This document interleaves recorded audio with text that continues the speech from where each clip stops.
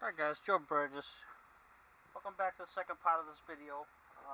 Turns out it actually was the right part, but you never take a chance to come so far because a lot of times you could get the wrong part. It could be a big problem. So what I ended up doing here was, it was a little stuck, so I ended up putting the old bearing over this, putting the lugs through here, not to damage them, not to push the bearing through either. So what I did was gently tap around the bearing, and I ended up seating it in there. So taking this, seating it up against the old one, keeping it in like that, that actually helped me out. A little trick there. So I mean, you could probably use a socket if you want, but I use the old bearing because it's exactly the same size. So I got it on here, ready to go. It's pretty seated well. Double check that. I put a little bit of Never-Seez in here, not a lot, just a little full dab. Carefully put the spindle nut back on, and gotta get it all the way in as far as I can by hand.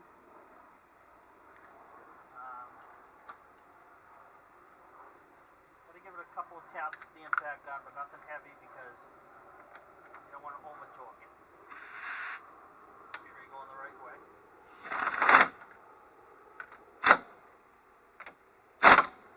Okay. That should be pretty close. I didn't really wail on it, so nice smooth, no play. Nice smooth action, not like the old one. So, and it looks like I'm almost in the same position the notch was in before. So what I'm going to do now is take my torque wrench and dial it in. I'm going to get in around 150 because I'm not quite sure. This didn't come with a torque spec. So 150 is about where I want to go. I can always retorque it if I have to. So I get a 150 exact. So what I want to do is get my 32, which is on the gun, place it on the torque wrench. This is stationary, it shouldn't move. So once we put it down, it's going to give us the indication of the right torque. So 150, that's where we're at. It could be actually more, but again, it could be a little less, but it's kind of ballpark. So with your torque wrench, you always want to dial it down at 25 when you're putting it back, because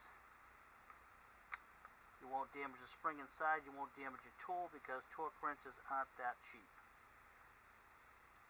So where are we here? We're 29. It's all digital, and 25 is a magic number. This will automatically shut off. Okay, so now what you want to do is, since you're in spec, the notch is right here. You want to just knock that down into the slot.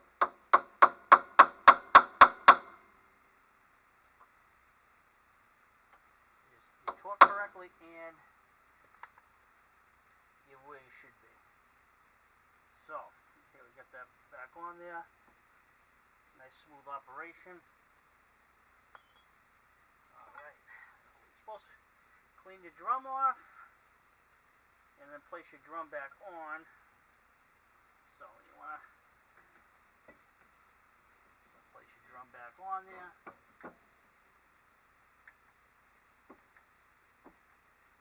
And I like to apply, actually, before I do that, I actually want to apply a little Never-Seez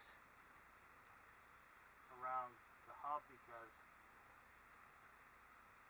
it's just easier to pull off the next time around, because that can be very hard to do sometimes. Sometimes you need a drum puller, or you need the slide hammer. It's going to be either one. So, you have to put it back on there, nice and quiet. never sees on there. Nice and quiet operation. That's what we want. It's a lot different story when we were starting out. So you want to remove all your discard stuff, your tools, organized fashion. Okay, clean it up a little bit. You want to place your tire back on.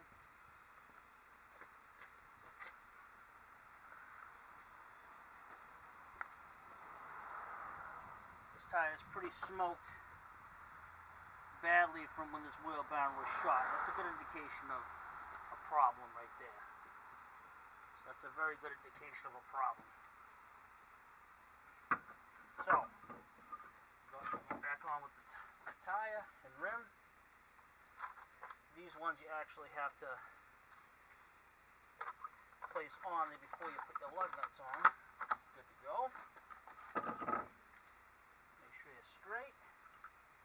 Keep it steady. You got brand new lugs on there. So,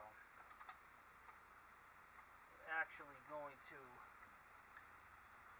grab a torque stick from inside the garage.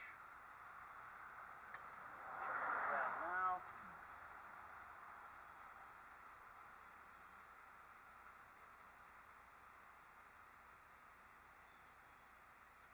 And there is one thing we forgot to do actually before we got to this point. My apologies. Get too ahead of myself. So let me back this up. Alright guys, just being honest here, I did forget a step. And I was actually moving along way too fast. And when you do that, you rush the job, things happen. Well, this is a very small mistake, but let's go back into it in a second.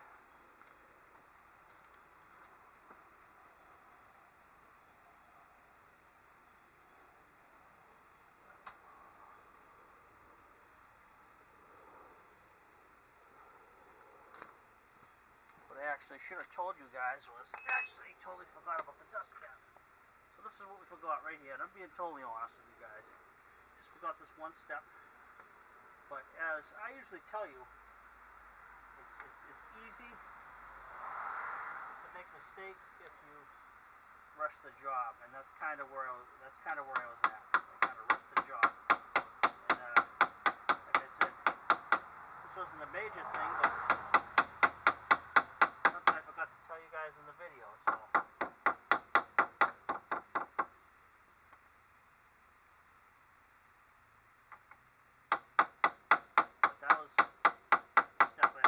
Before we put the wheel on, so. But as usual, guys, I'm just showing you the principles, and giving an honest video on this. And like I said, I forgot a step, so I just figured I'd go back and show you. All right, guys, sorry about that mistake, but now we're gonna go back, put the wheel back on with the hubcap.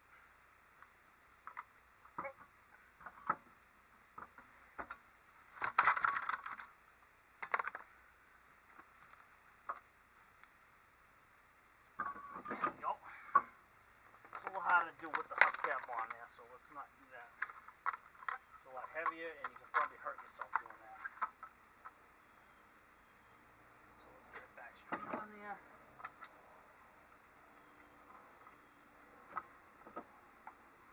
And like I said, guys, I didn't want to trash this video just so that one step I left out. Just wanted to make it honest and show you guys, mistakes. See, mistakes can happen. So, in a perfect world, I would have had this thing down by now. But like I said, I want to show you guys the step I forgot and keep it honest. So, let's get the impact gun ready. I have a 19mm torque stick here. It actually has the adapter on the end, so we're good to slap them on there. So. Gonna make sure we're not cross-threading anything. So, gun in position to tighten. You want the correct speed. Go slow at first. Just make sure it's seated on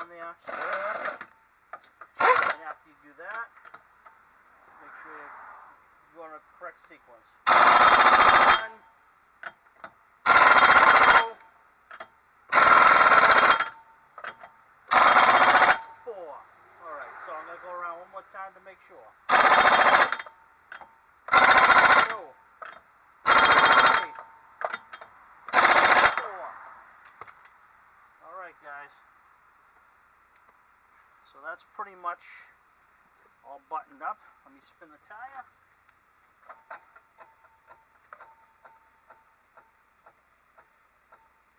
Okay. Sounds like the lip might be hitting a little bit, but actually it's got nothing to do with the bearing. So the bearing's nice and quiet. So we got everything torqued down. Let's drop it down.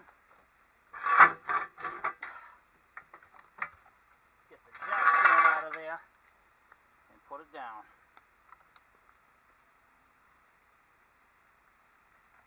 Alright, we're going to come down.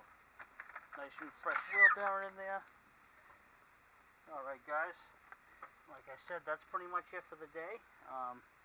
Just want to shoot this video, show you, and hopefully it's kind of helpful. But like I said, there was a mistake in there. I just want to show you guys. And that's a rear wheel bearing replacement on a 2004 Honda Civic. And not a pressing style, it's a little easier. So this one's kind of a quick one. So I just want to show you guys. Please subscribe, like, and share. And I'll see you guys on the next one. God bless.